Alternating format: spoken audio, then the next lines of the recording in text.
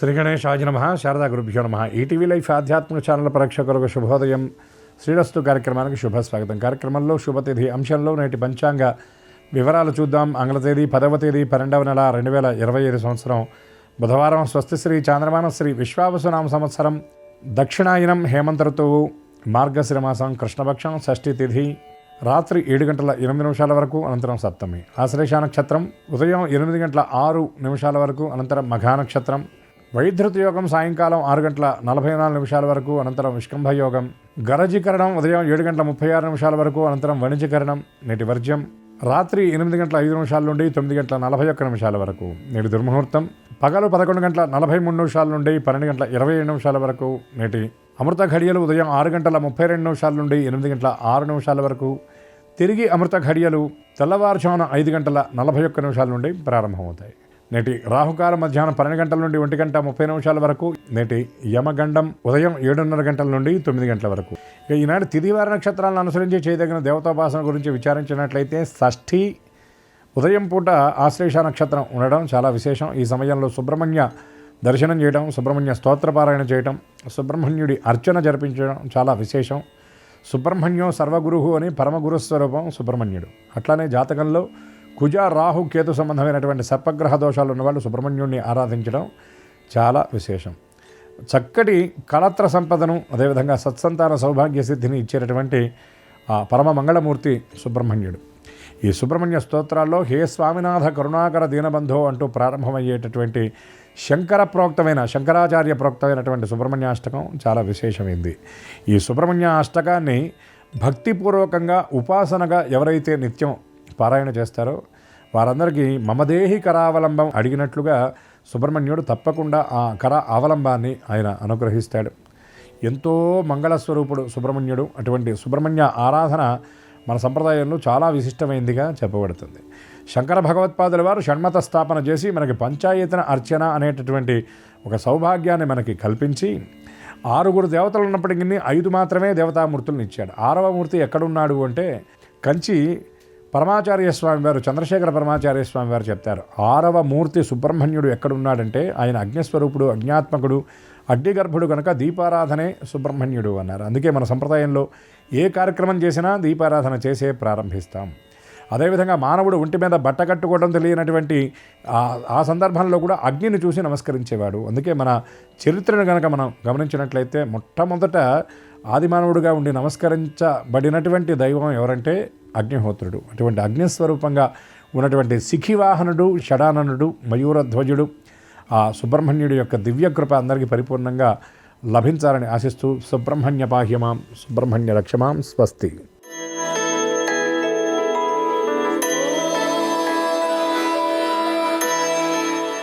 ETV life ఆధ్యాత్మిక channel ప్రేక్షకులందరికీ నమస్కారం. శ్రీరస్తు కార్యక్రమంలో గ్రహయోగం అంశానికి స్వాగతం. ఈనాటి గ్రహయోగం శీర్షికలో మేషాది 12 రాశుల వారికి కలిగే శుభ అశుభ ఫలితాల్ని, అవసరమైన సందర్భాల్లో ప్రత్యామ్నాయ మార్గాల్ని తెలుసుకుంటారు. అంతేకాక ఏ రాశి వారికి ఏ దైవ దర్శనం శుభకరమో, ఏ రాశి వారికి ఏ దిక్ప్రయాణం అనుకూలమో, ఏ రాశి వారు ఏ రంగు దుస్తుల్ని ధరించినట్లయితే సకల శుభ ఫలితాల్ని పొందగలుగుతారో, ఏ రాశి వారికి ఏ సంఖ్య అదృష్ట సంఖ్యగా ఉండబోతుందో ఆ విశేషాలన్నింటినీ తెలుసుకుంటారు. వృత్తో, ఉద్యోగమో, వ్యాపారమో ఏదో ఒక దాన్ని చేపట్టినప్పుడే కదా జీవితాన్ని సుఖంగా మనం గడుపుకోగలుగుతాం. అటువంటిది వ్యాపారం అనేది ఏ విధమైన లాభాన్ని ఇస్తుందో నష్టాన్ని కలగజేస్తుందో తెలియదు.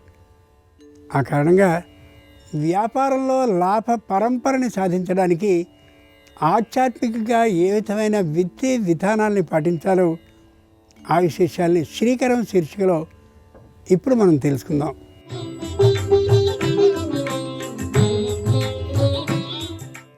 వ్యాపార లాభకారకుడు శ్రీ మహావిష్ణువు.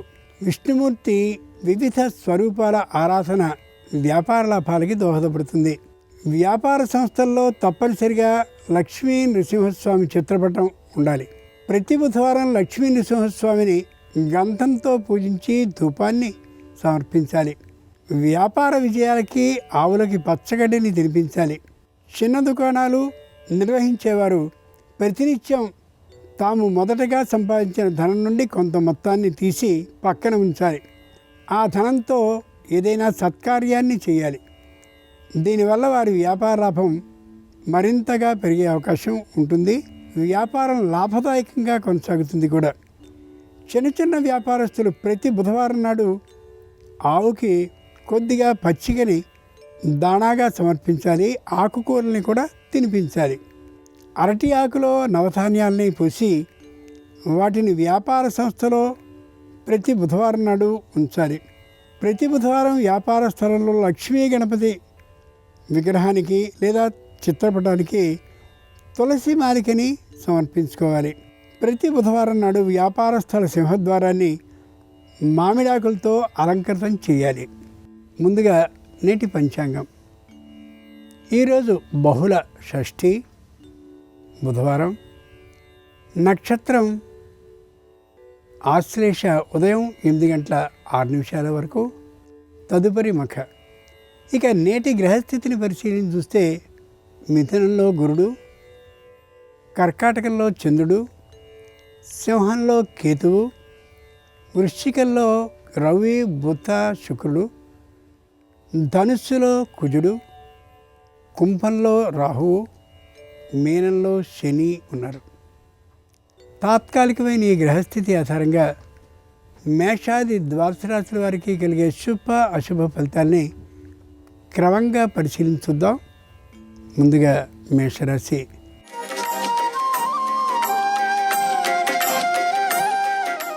మేషరాశి వారికి విజయకాలం ప్రారంభమైంది అని గమనించుకోగలగాలి.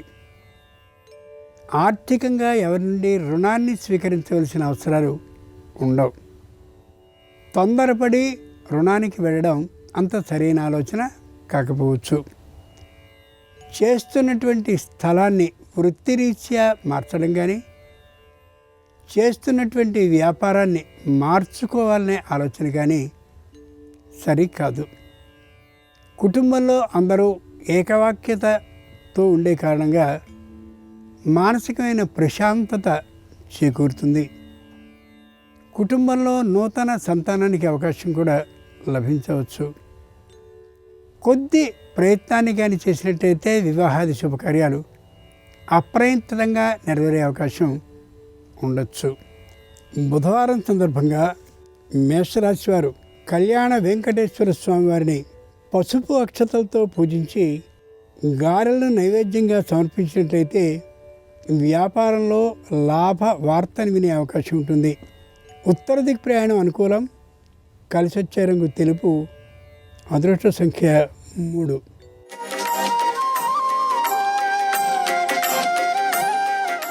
ఈరోజు వృషభ రాశి వారి ఫలితాల్ని పరిశీలించి చూస్తే ప్రతి పనిని కొద్ది ఆలోచించి మాత్రమే చేయాలి. అనాలోచితంగా కార్యాన్ని చేసిన ఇబ్బందిని ఎదుర్కోవాల్సిన పరిస్థితి ఎదురవుతుంది. పై అధికారులతో మాట్లాడే సందర్భంలో వారికి అపార్థం కలుగుతుందనే అభిప్రాయాన్ని మాత్రమే దృష్టిలో పెట్టుకుని ఆచి తూచి మాట్లాడడం అవసరం. కుటుంబానికి సంబంధించిన ఆదాయం నిమిత్తం ఏవైతే స్థలాలు, ఇళ్ళు, ప్రదేశాలు అద్దెకి ఇవ్వడం జరిగిందో వాటి నుంచి సక్రమంగా వసూలు చేసుకుంటూ ఉండడం సకాలంలో చాలా అవసరం. బుధవారం సందర్భంగా వృషభ రాశి వారు కళ్యాణ వెంకటేశ్వర స్వామి వారిని కుంకుమ అక్షతలతో పూజించినట్లయితే అనారోగ్యం తొలగిపోయి ఆరోగ్య లాభం అయ్యే అవకాశం ఉంటుంది. తూర్పు దిక్ ప్రయాణం అనుకూలం. కలిసి వచ్చే రంగు నలుపు. అదృష్ట సంఖ్య 8.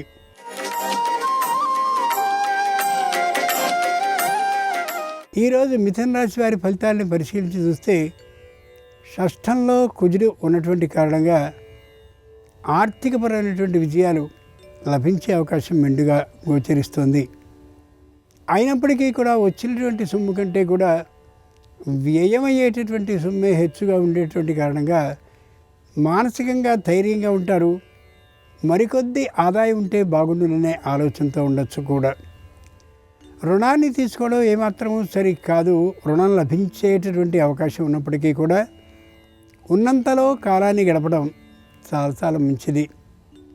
సంతానానికి సంబంధించిన విద్య విశేషమైనటువంటి స్థాయిలో ఎదుగుతూ ఉండే కారణంగా మానసికంగా ప్రశాంతంగా ఉండగలుగుతారు.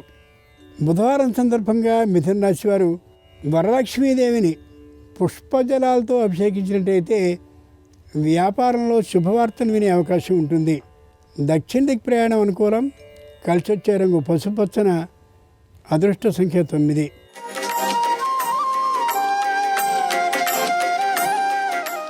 ఈరోజు కర్కాటక రాశి వారి ఫలితాలని పరిశీలించి చూస్తే శారీరకమైనటువంటి అనారోగ్యానికి 4-5 రోజుల పాటు సెలవుని పెట్టి దాన్ని పరిష్కరించుకోవడం అవసరం. ఆరోగ్యం పట్ల అశ్రద్ధని అలా పాటిస్తూ ఉండేటటువంటి కారణంగా కంటికి సంబంధించిన మోకాళ్ళకు సంబంధించిన అనారోగ్యం పెరిగి కొద్ది ఇబ్బందిని జీవితానికి సరిపోయేలా కలిగించే అవకాశం ఉండొచ్చు. దూరపార ప్రయాణాలను చేయడం మానుకోవడం చాలా చాలా మంచిది. కొంతకాలం పాటు వస్త్రధారణ చాలా అనుకూలంగా ఉండేలాగాను ఆకర్షణీయంగా ఉండేలాను వ్యాపారం చేస్తుండేవారు ఏర్పాటు చేసుకోవడం ఎంతైనా అవసరం.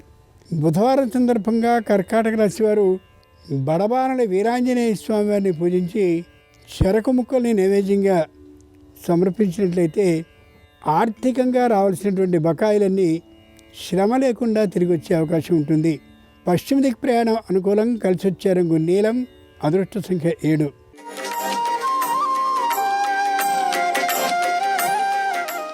ఈరోజు సింహరాశి వారి ఫలితాలను పరిశీలించి చూస్తే ఆర్థికమైనటువంటి అభ్యున్నతి కోసం విశేషంగా శ్రమ చేస్తూ ఉంటారు. శారీరకమైనటువంటి చర్మ వ్యాధి, శారీరకమైనటువంటి ఉదరానికి సంబంధించిన బాధ ఏదైతే ఉందో దాన్ని తొలగించుకోవడం శ్రేయస్కరం. లేని పక్షంలో వ్యాధి కొద్దిగా ముదిరే అవకాశం ఉండొచ్చు. వెంటనే మందులకు లొంగేదిగా ఉండకపోవచ్చు కూడా. కుటుంబంలో అందరిలోనూ ఒక్కొక్క అభిప్రాయం ఉన్నప్పటికీ కూడా తండ్రి మాటని పాటించడానికి అంత ఇష్టాన్ని చూపించకపోయినప్పటికీ కూడా అనుకూలత కలిగేలాగా ప్రయత్నం చేయడం చాలా చాలా మంచిది. లేని సందర్భంలో ఏకవాక్యత లేనటువంటి కుటుంబానికి సంబంధించిన ఆస్తి అమ్ముడుపోయే అవకాశం ఉండకపోవచ్చు. బుధవారం సందర్భంగా సింహరాశి వారు ప్రత్యక్ష భగవానుడైనటువంటి సూర్యుడిని కుంకుమాక్షతలతో కానీ పూజించినట్లయితే బుద్ధిబలం విశేషంగా పెరిగే అవకాశం ఉండి ఆర్థిక లాభం సిద్ధించే విధానం ఉంటుంది. ఆగ్నేయ దిక్ ప్రయాణం అనుకూలం. కలిసొచ్చే రంగు ఎరుపు. అదృష్ట సంఖ్య 4.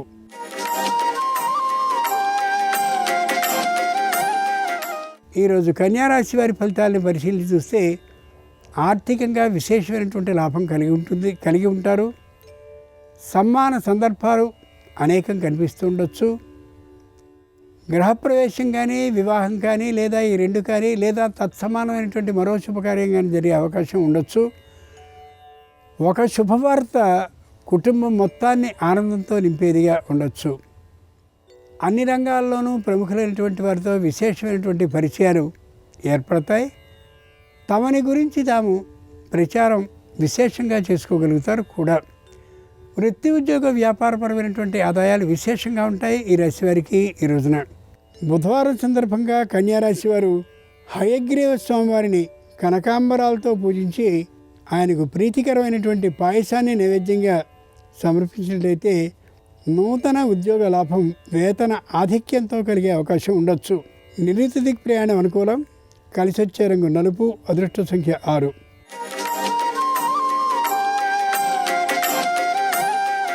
ఈరోజు తులారాశి వారి ఫలితాలను పరిశీలించి చూస్తే తాము సంపాదించినటువంటి సంపాదన మీద విశేషమైనటువంటి అజమాయిషీ కలిగి ఉంటారు.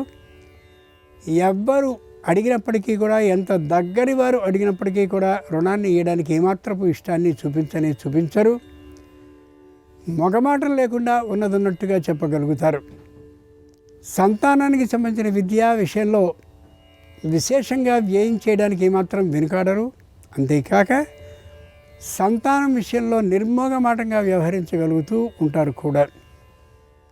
శారీరకమైనటువంటి అనారోగ్యం పట్ల నిర్లక్ష్యం తప్పనిసరిగా చేస్తారు. కొద్దిగా పట్టించుకోవడం చాలా చాలా అవసరం. రుణాన్ని చేయకుండా గడపాలి, కానీ రుణం లభిస్తోంది కదా అనే అభిప్రాయంతో రుణం పట్ల ఆసక్తిని చూపిస్తారు. అది ఏమాత్రము సరి కానటువంటి అంశం. బుధవారం సందర్భంగా తులారాశి వారు భక్తాంజనేయ స్వామి వారిని పూజించి ద్రాక్ష పండ్లను నైవేద్యంగా సమర్పించినట్లయితే శుభవార్తను వినే అవకాశం ఉద్యోగంలో ఉంటుంది. మానసిక ప్రశాంతత కలిగే అవకాశం కూడా ఉంటుంది. దక్షిణ దిక్ ప్రయాణం అనుకూలం. కలిసి వచ్చే రంగు నీలం. అదృష్ట సంఖ్య 6.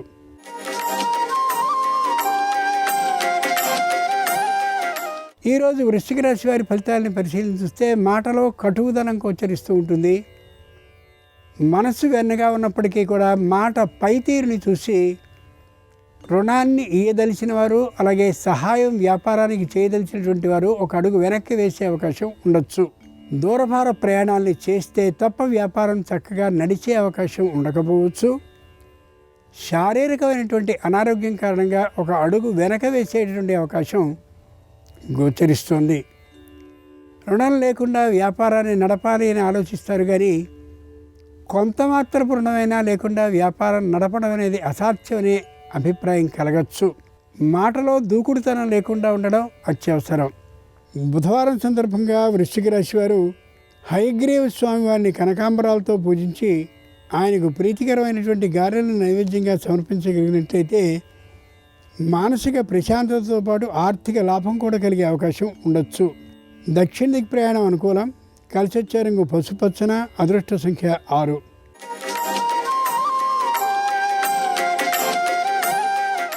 ఈరోజు ధనురాశి వారి ఫలితాలని పరిశీలించి చూస్తే ఏ విధమైనటువంటి కార్య ఆచరణ పాలుపోయే అవకాశంతో ఉండకపోవచ్చు.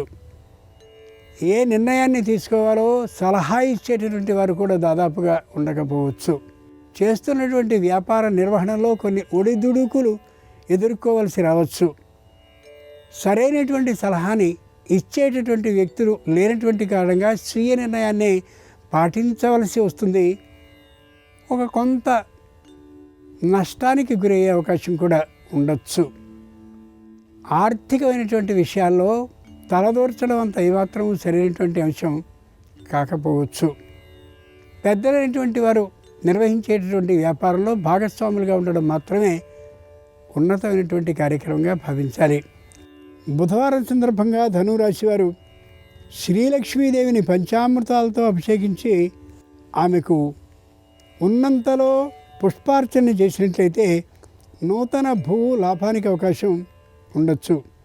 ఉత్తర దిక్ ప్రయాణం అనుకూలం. కలిసి వచ్చే రంగు తెలుపు. అదృష్ట సంఖ్య 3.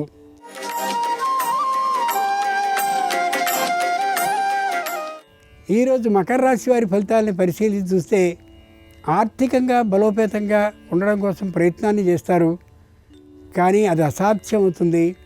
అయితే పెట్టుబడిని పెట్టేటటువంటి ఆపన్న హస్తాలు ఇచ్చేటటువంటి వారు కొందరు ఉంటారు. వారి ద్వారా ఆదాయం వస్తూనే ఉంటుంది. తరచూ వ్యాపారం ఆగిపోతుందేమో అనే మానసికమైన ఆందోళన, భయం కలిగి ఉంటుంది, కానీ అట్లాంటి జరిగే అవకాశం ఉండకపోవచ్చు. తమకు సంబంధించిన ఆస్తిని కుదువ పెట్టి రుణాన్ని తెచ్చి వ్యాపారాన్ని చక్కగా నడపగలుగుతారు. ఏ విధమైన ఇబ్బందికి గురి కారీకారు. ఉద్యోగ జీవితం మధ్యమంగా ఉండేటటువంటి కారణంగా వ్యాపారం ద్వారా ఆదాయం మరింతగా వస్తుందేమో అనేటువంటి ఆలోచనకు వస్తారు, కానీ అనుభవం లేనటువంటి కారణంగా ఆ ఆలోచనని విరమించుకుంటారు.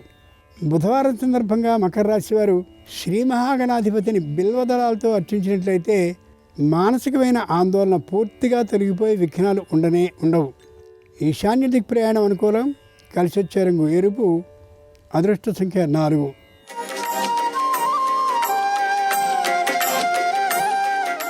ఈరోజు కుంభరాశి వారి ఫలితాలని పరిశీలించి చూస్తే వ్యసనాలని పూర్తిగా మానివేసే అవకాశం లభిస్తుంది. తల్లిదండ్రుల పట్ల శ్రద్ధాభక్తులు మరింతగా బాగా పెరిగే అవకాశం ఉంటుంది. ఉద్యోగం ఎంతటి దూర స్థలంలో అయినా సరే ఏ విధమైన భయము, బాధ లేకుండా వెళ్ళగలుగుతారు. కుటుంబం అంతా కూడా అన్యోన్యమైనటువంటి బాంధవ్యంతో ఉన్నటువంటి కారణంగా ఎంతో బంధు అండ ఉందనేటువంటి అభిప్రాయాన్ని కలిగి ఉంటారు.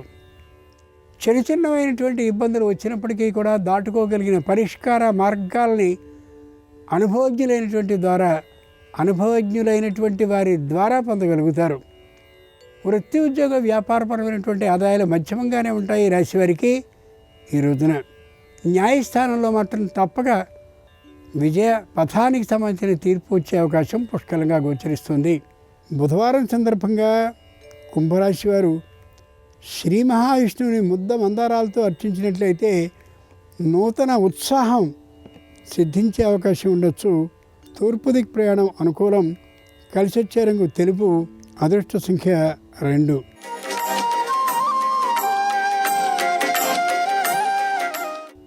ఈరోజు మీనరాశి వారి ఫలితాలని పరిశీలించి చూస్తే మానసికంగా దృఢంగా ఉంటారు, శారీరకంగా మాత్రం అనారోగ్యంతోనే ఉంటారు. పెద్దలైనటువంటి వారి అభిప్రాయాల్ని పూర్తిగా పరిగణనలోనికి తీసుకుంటూ ఇబ్బందుల నుండి బయటపడుతూ కనిపిస్తూ ఉంటారు. వృత్తిపరమైనటువంటి ఆదాయం మధ్యమంగా ఉంటూ ఉంటుంది. వ్యాపారపరమైనటువంటి ఆదాయం విశేషంగా ఉండే అవకాశం ఉంది. ఉద్యోగపరమైనటువంటి ఆదాయం ఆగుతూ వస్తూ అన్నట్టుగా ఉంటూ పైవారికి అసంతృప్తకరమైనటువంటి స్థితిలో జరుగుతూ ఉండొచ్చు.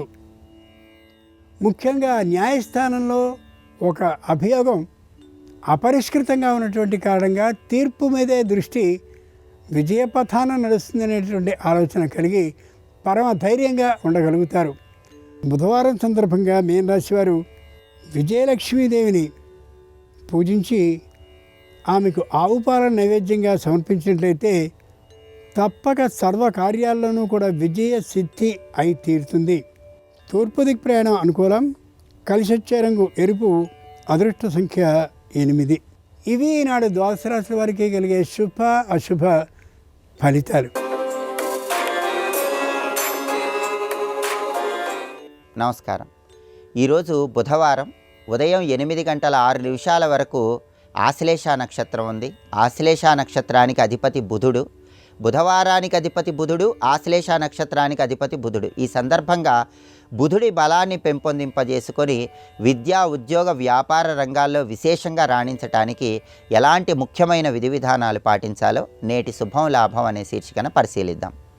ప్రధానంగా బుధుడి బలాన్ని పెంపొందింపజేసుకున్నట్లయితే విద్యా ఉద్యోగ వ్యాపార రంగాల్లో అద్భుతమైన విజయాలు సిద్ధింపజేసుకోవచ్చు. బుధుడికి అధిష్టాన దైవం గణపతి కాబట్టి ఈరోజు గణపతిని ప్రత్యేకంగా పూజించాలి. గణపతి దగ్గర కొబ్బరి నూనె దీపం వెలిగించి గణపతికి గరికపోచల మాలిక సమర్పించాలి.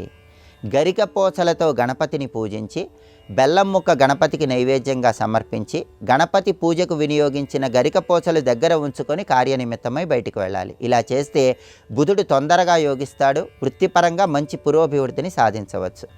అలాగే ఈరోజు గృహంలో స్నానం చేసిన తర్వాత బుధ దీపాన్ని వెలిగించడం ద్వారా బుధుడు విశేషంగా యోగిస్తాడు. ఈ బుధ దీపాన్ని ఎలా వెలిగించాలంటే బుధుడికి ప్రియమైన దిక్కు ఉత్తర దిక్కు. కాబట్టి ఈరోజు స్నానం చేసిన తర్వాత మీ గృహంలో హాల్లో ఉత్తర దిక్కులో ఒక పీట ఏర్పాటు చేసి ఆ పీటకు పసుపు రాసి కుంకుమ బొట్లు పెట్టి ఆ పీట మీద బియ్యపు పిండితో ముగ్గు వేసి ఒక మట్టి ప్రమిదలో ఇంకొక మట్టి ప్రమిద ఉంచి ఆవు నెయ్యి పోసి బుధుడికి ఇష్టమైన అంకె 5 కాబట్టి 5 ఒత్తులు విడిగా వేసి దీపాన్ని వెలిగించండి. ఇలా ఉత్తర దిక్కులో హాల్లో వెలిగించే దీపాన్ని బుధ దీపం అంటారు. ఆశ్లేష నక్షత్రంతో కూడిన బుధవారం సందర్భంగా గృహంలో ఉత్తర దిక్కులో ఈ బుధ దీపాన్ని వెలిగించడం ద్వారా జాతకంలో ఉన్న బుధగ్రహ దోషాలన్నీ తొలగిపోతాయి. రాశిపరంగా కూడా బుధుడు విశేషంగా యోగిస్తాడు. అలాగే ఈరోజు మధ్యాహ్నం 1 గంట నుంచి 2 గంటల మధ్య ప్రాంతంలో బుధ హోర ఉన్న సమయంలో నానబెట్టినటువంటి పెసలు గోమాతకు ఆహారంగా తినిపించండి. లేదా ఈ బుధహోర ఉన్న సమయంలో 1.25 కేజీ పెసలు ఆకుపచ్చ రంగు వస్త్రంలో మూటగట్టి దేవాలయ ప్రాంగణంలో ఎవరికైనా దానం ఇవ్వండి. దీనివల్ల బుధుడి బలం విశేషంగా పెరిగి విద్యా ఉద్యోగ వ్యాపార రంగాల్లో అద్భుతమైన విజయాలు సిద్ధింపజేసుకోవచ్చు. ఈరోజు మహాగణపతి ఆలయ దర్శనం విశేషమైన శుభ ఫలితాలను కలిగిస్తుంది. మహాగణపతి ఆలయానికి వెళ్ళి గరికపోచలతో అర్చన చేయించుకోవటం, గణపతి ఆలయ ప్రాంగణంలో కొబ్బరి నూనె పోసి 5 ఒత్తుల దీపాన్ని వెలిగించటం, గణపతి ఆలయంలో 5 ప్రదక్షిణలు చేయటం, ఆలయ ప్రాంగణంలో సంకటనాశక గణేశ స్తోత్రాన్ని పఠించడం ద్వారా బుధుడి బలం విశేషంగా పెరిగి సమస్త శుభాలను సిద్ధింపజేసుకోవచ్చు. అలాగే గణపతికి సంబంధించిన షడక్షర మంత్రాన్ని ఈరోజు పఠించి కార్యనిమిత్తమై వెళ్ళినట్లయితే వెళ్ళినట్లయితే కష్టసాధ్యమైన పనుల్లో కూడా విజయాలు సిద్ధింపజేసుకోవచ్చు. వక్రతుండాయ హుం, దీన్ని గణపతి షడక్షర మంత్రం అంటారు. ఈ షడక్షర మంత్రాన్ని పఠించి కార్యనిమిత్తమై వెళ్ళినట్లయితే అన్ని రకాలైన ఆటంకాలు తొలగింపజేసుకొని పనులన్నింటిలో విజయాలను సిద్ధింపజేసుకోవచ్చు. అలాగే బుధవారంతో కూడిన ఆశ్లేష నక్షత్రం సందర్భంగా వాక్చాతుర్యాన్ని పెంపొందింపజేసుకొని జనాకర్షణ ప్రజాకర్షణ పెంపొందింపజేసుకోవటానికి గణేష మాతృకాన్యాస మంత్రాన్ని పఠించి ఈరోజు కార్యనిమిత్తమై బయటకు వెళ్ళాలి. ఆ గణేష మాతృకాన్యాస మంత్రం ఏంటంటే గాం గీం గూం గైం గౌం గహ. ఈ మాతృకాన్యాస మంత్రాన్ని పఠించి బయటికి వెళ్ళినట్లయితే వారాధిపతి నక్షత్రాధిపతి అయినటువంటి బుధుడి సంపూర్ణమైన అనుగ్రహం కలిగి విద్యా ఉద్యోగ వ్యాపార రంగాల్లో జనాకర్షణ ప్రజాకర్షణ పెంపొందింపజేసుకొని సమస్త శుభాలను సిద్ధింపజేసుకోవచ్చు. అలాగే ప్రతి గ్రహానికి అంతరిక్ష అధిదేవతలు ఉంటారని జ్యోతిష శాస్త్రంలో చెప్పారు. బుధుడికి అంతరిక్ష అధిదేవత తారామహాదేవి. కాబట్టి తారామహాదేవి స్తోత్రాన్ని ఈరోజు పఠించినా లేదా శ్రవణం చేసినా కూడా బుధుడి బలాన్ని విశేషంగా పెంపొందింపజేసుకొని వృత్తిపరంగా మంచి సత్ఫలితాలను సిద్ధింపజేసుకోవచ్చు. ఈ విధి విధానాలు పాటించండి, వృత్తిలో తిరుగులేని విజయాలను సిద్ధింపజేసుకోండి. అలాగే రేపు త్రిశ్రోష్టకాలు ప్రారంభమవుతున్నాయి. ఈ సందర్భంగా త్రిశ్రోష్టకాలు అంటే ఏంటో, త్రిశ్రోష్టకాల సందర్భంగా ఎలాంటి విధి విధానాలు పాటిస్తే సమస్త శుభాలు చేకూరుతాయో రేపటి శుభం లాభం అనే శీర్షికన పరిశీలిద్దాం. నమస్కారం. ఈ కార్యక్రమాన్ని తిరిగి చూడాలనుకుంటే www.youtube.com/ETV Life Spiritual లో చూడవచ్చు.